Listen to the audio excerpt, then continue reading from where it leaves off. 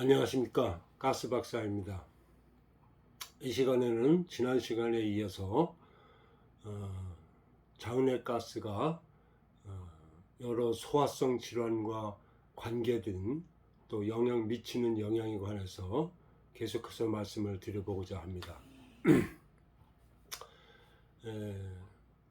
먼저 트림요법을 배우는 사람들이 이렇게 두들기고 이렇게 해서 트림을 하게 되면은 이제 진도를 착착착착 배워 나갈 수 있다는 말씀을 드렸고, 그렇게 안 되는 사람들은 뭐 30분이 걸릴 수도 있고 이틀 3일이 걸릴 수도 있고 일주일이 걸릴 수도 있다는 말씀을 드렸습니다. 그런데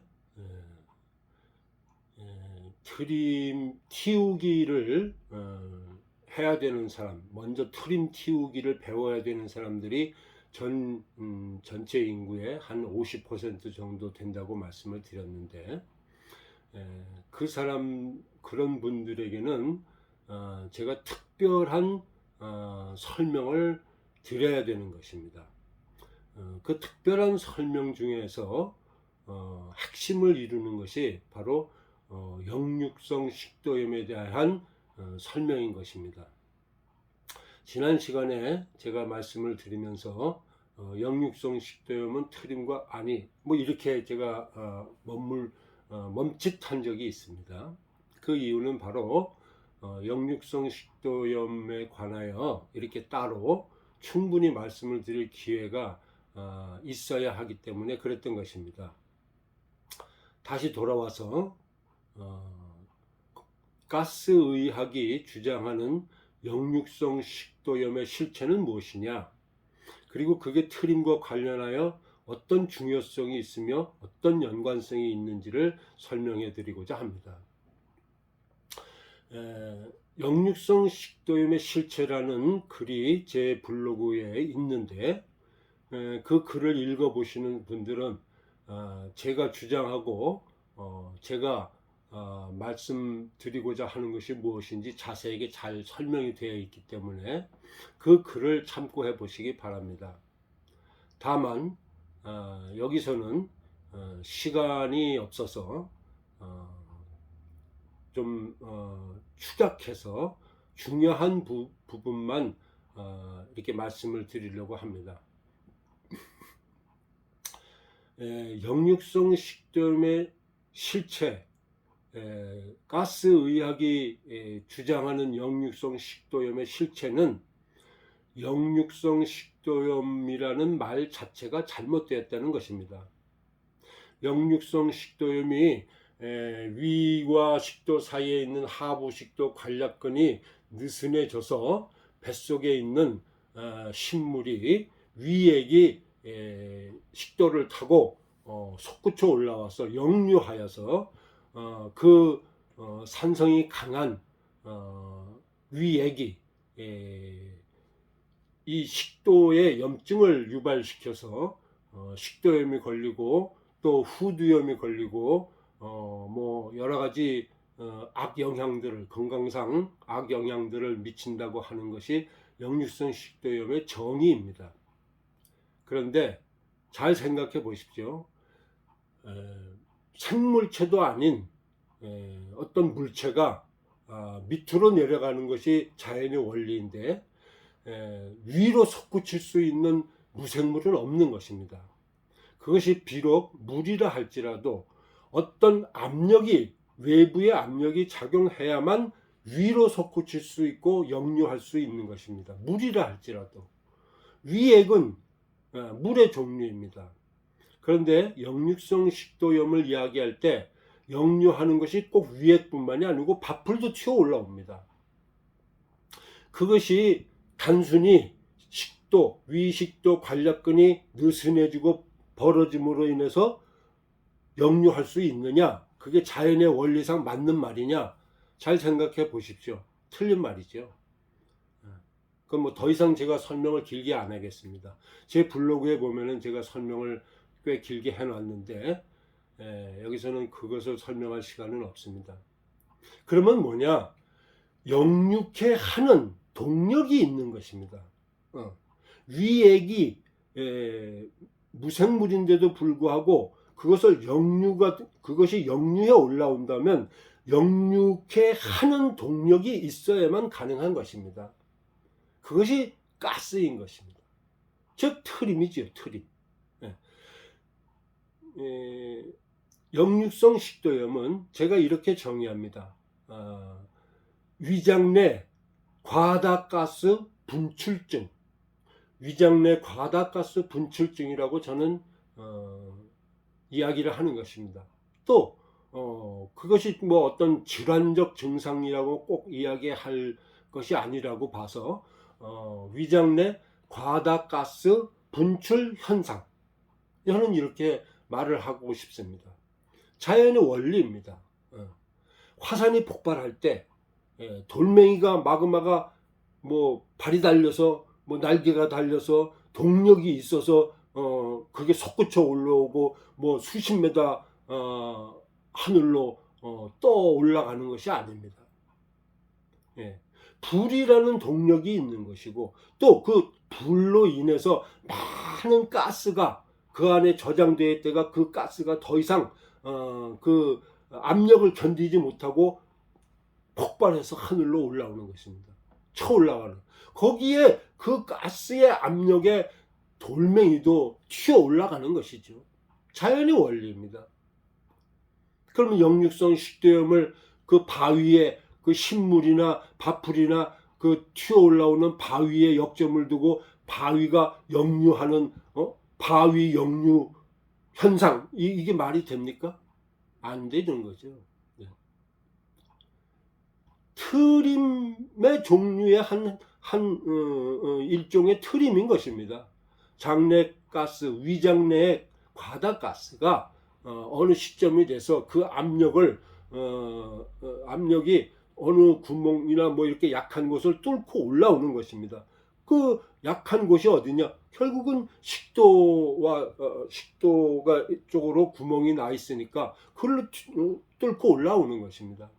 그 압력, 공기, 가스가 올라오는 압력에 의해서 위액도 올라오는 것이고 밥풀도 튀어 올라오는 것입니다. 이 간단한 원리를 제가 이 시간에 말씀드리는 것은 이 원리를 알아야만 그 나머지 50%의 사람들이 이 트림 키우기라는 특별한 설명을 듣고 그것을 이해하고 또 배워 나갈 수 있기 때문입니다. 더 이상 설명은 나중에 또 기회가 있을 때 하기로 하고, 그래서 트림이 안 되는 분들은 지금 이 정도의 설명 가지고는 조금 부족합니다.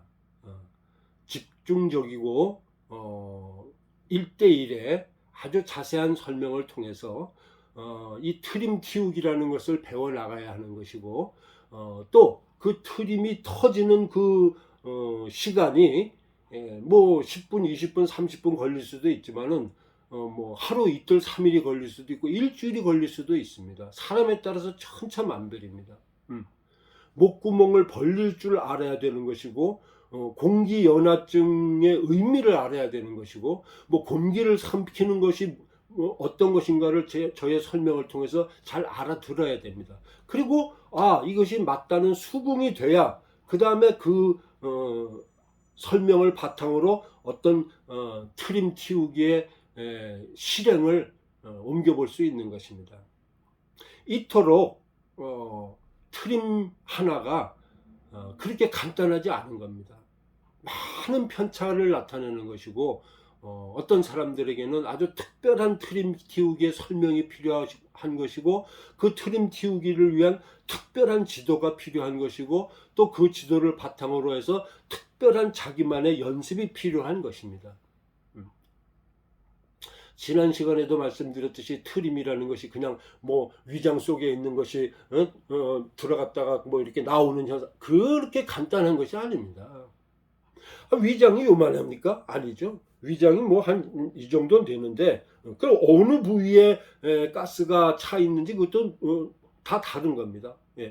어떤 사람은 위장이 이렇게 앞으로 와 있을 수도 있고 어떤 일로 들어가 있을 수도 있고 어떤 사람은 약간 처져 있을 수도 있고 또 뿐만 아니고 지난 시간에 말씀드렸듯이 소장에서 올라오는 가스도 무지무지하게 많은 것입니다.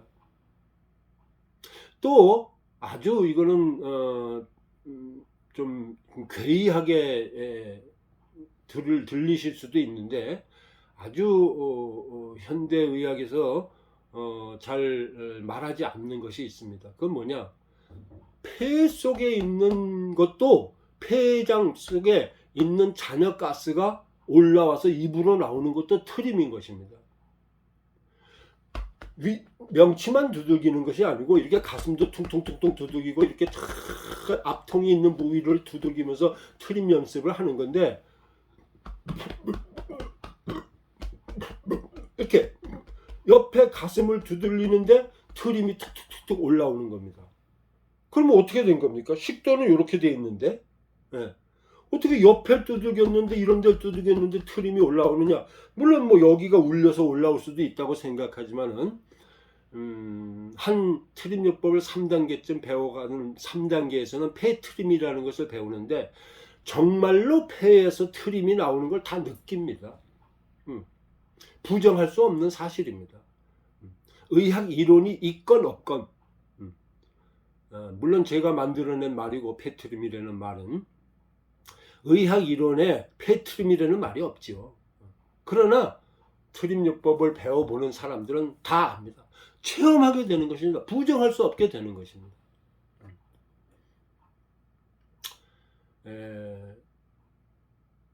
현대의학뿐만이 아니고 인류 역사의 발전이 또 의학의 발전이 눈부시게 발전해 왔습니다.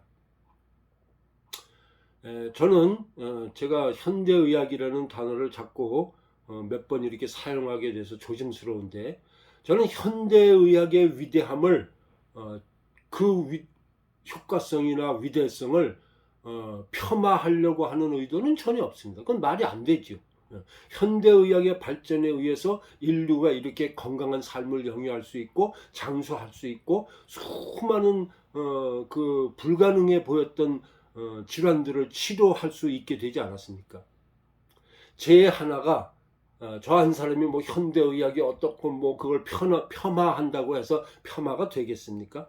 전혀 그런 의도는 없습니다. 오히려 제가 현대의학을 거론함으로 인해서 제가 원치 않는 오해를 받아서 뭔가 문제가 발생될까봐 제가 조심스러운 것입니다. 그러나 그런 위험을 감수하고 그런 어떤 두려움도 있는데 그 두려움을 감수하고 제가 이렇게 이야기하는 것은 현대의학이 현재까지 잘 알지 못하고 있는 이 장내가스의 비밀이 너무도 크고 신비하고 경이롭기 때문입니다. 참으로 거의 모든 질환들과 거의 절대적 연관성 속에 있는 것이 장내가스인 것입니다. 스트레스가 원인이라고 하는 것의 대부분이 장내가스일 것이라고 저는 확신합니다. 현대의학이 잘 알지 못하는 알쏭달쏭한 그 통증들, 장내가스가 확실한 원인 물질이라고 저는 아주 자신하고 언제 누구든지 누구 앞에서든지 제가 증명해낼 수 있는 것입니다. 이 시간에는 여기까지 하겠습니다. 감사합니다.